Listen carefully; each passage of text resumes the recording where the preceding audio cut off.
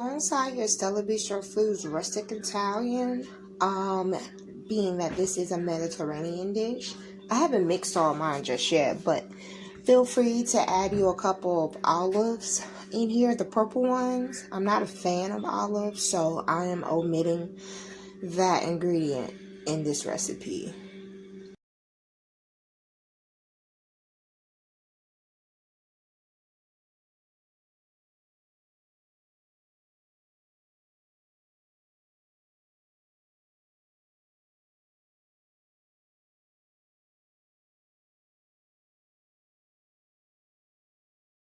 So when you put it in the pan to sear, I advise you to do it skin face down, so that way you kind of makes it a little bit easier to have a crunch on the top. I like my food crunchy, so I have teeth, I'm going to appreciate them.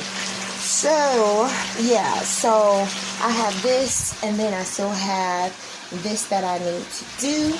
So we are going to let that make it do what it do, baby, in the words of Jamie Foxx.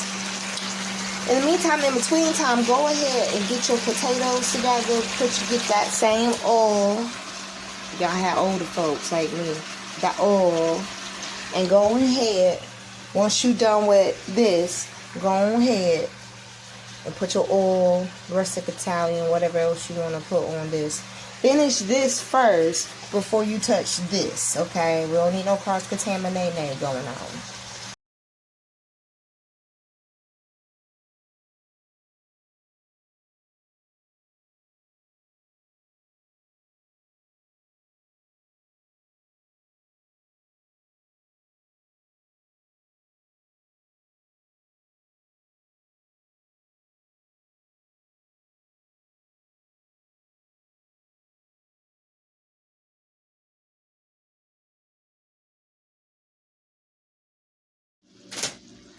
Remember, steam burns.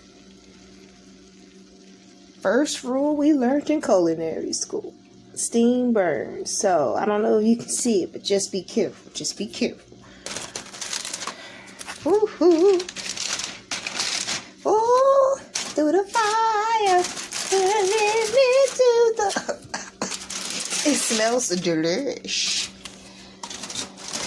I think oh yeah, I'ma let this hit that broiler one good time at 500 and some change.